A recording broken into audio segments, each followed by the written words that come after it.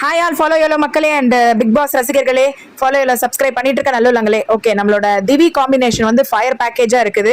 சூப்பரா இதை எடுத்துட்டு போலாம். அவர் ஹீரோ மெட்டீரியல் சொல்லிக்கிறாரு நம்ம வாத்துமெல்லாம் ஸ்டார். ஆனா வந்து அவர் ஆக்சுவலா வினோதோட அட்ஜஸ்ட் பண்ணி ஏன்னா வினோதுக்கு தெரிஞ்சிருச்சு இதை நல்லா சூப்பரா அவர் இந்த டைமை யூஸ் பண்ணிக்கிட்டு பண்ணாருன்னா இந்த கோமாளி மாதிரி இருக்கிற விஷயம் அவருக்கு என்ன அதுதான் கரெக்டா வருது. அதை வந்து இவரோட சேர்ந்து காம்பினேஷன் பண்ணும்போது இந்த திவி காம்பினேஷன் இருக்கு பாருங்க, திவாகர் அண்ட் வினோத் வேற லெவல்ல பட்டைய கலப்புது. நேத்து கூட பாத்தீங்கன்னா எபிசோட்ல ரயில் பூச்சி அப்படின்னு இவர் சொன்னதை கூட அவர் அழகா அது மேல ஏறி உட்காந்து உன் வீட்டுக்கு போயிடுனாரு. பக்கத்துல அமித்கெல்லாம் சிரிப்பு தாங்க முடியல. நாங்களுமே வீட்டுல பயங்கரமா சிரிச்சோம். இந்த மாதிரி டைம்லி சென்ஸ்லி அந்த டயலாக் டெலிவரி பண்றது இதெல்லாம் இவர் பண்ற கிரிஞ்ச் ஐட்டம்ஸை விட இது வந்து ரொம்ப சூப்பரா இருக்கு. அதை புரிஞ்சு வெளியில இருந்து வந்தவங்க கூட சொன்னாங்க இந்த காம்பினேஷன் பண்ணினா மக்களுக்கு எது ரொம்ப பிடிக்குமோ அதை தொடர்ந்து பண்றதுல வந்து கொஞ்சம் அவர் ஏற்றத்தாழ்வு பாக்குறாரு, பிரஸ்டீஜ் பாக்குறாரு அப்படின்னு வருத்தத்தோட வந்து வினோத் சொல்லியிருந்தாரு. ரொம்ப பார்க்கவே கஷ்டமா இருந்தது. சரி, வினோத்தோட காம்பினேஷன் வந்து பண்றது கூட வந்து ஒரு தராதரம் அப்படி இப்படிலாம் பாக்குறாரு அப்படின்னும் போது இவர் வந்து ஹீரோ மெட்டீரியல் சபரி அவரே இந்த கேரக்டர் எடுத்து சூப்பரா பண்ணாரு. அந்த கேரக்டர் கொடுத்த போது தூக்கி வாங்கிட்டு இருந்தாரு. ஓகே, பார்வதி தான் தோடி எழுப்பிட்டே இருந்தது உட்காந்து. அது மாதிரி இவர் நிறைய விஷயங்கள் இவரை பத்தின அக்விசிஷன்ஸ் இருக்குங்க. யூடியூபர் இல்ல அப்படின்னு போய் சொல்றது, யூடியூபர் தான்.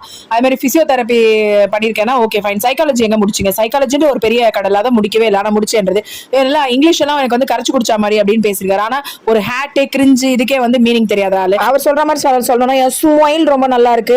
லேடிஸ் எல்லாம் வீடியோ கால் பண்ணி என்கிட்ட பேசுவாங்க, என்ன அவ்வளவு பிரைஸ் பண்ணுவாங்க. மத்த ஹீரோவோட எல்லாம் நான் சூப்பர் அப்படின்றதெல்லாம் ஒரு தற்பெருமை பைத்தியத்தோடவே டிராவல் பண்றாங்க எல்லாரும் பிக் பாஸ்ல.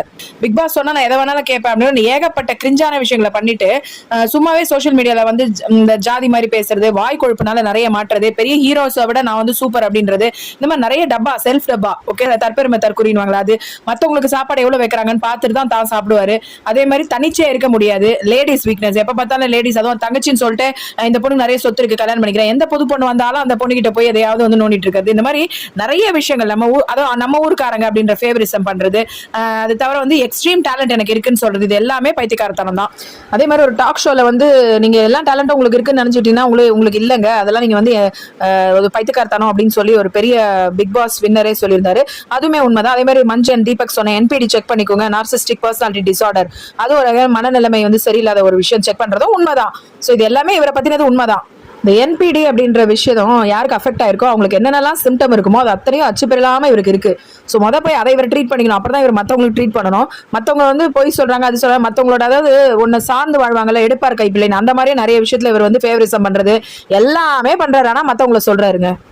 இவ்வளோ மைனஸையும் வந்து அவர் தகர்க்கிற மாதிரி அவருக்கு யூனிவர்ஸா ஹெல்ப் பண்ணி கொடுத்துருக்கு வினோத உள்ள அமிச்சு. அந்த காம்பினேஷனை ஒழுங்கா பண்ணிக்கிட்டு மக்கள் கிட்ட கொஞ்சம் செல்வாக எடுத்துட்டு வந்தானா கமெடியனா அட்லீஸ்ட் வரலாம். அது புரிஞ்சா சரி. ஓகே, பாய்.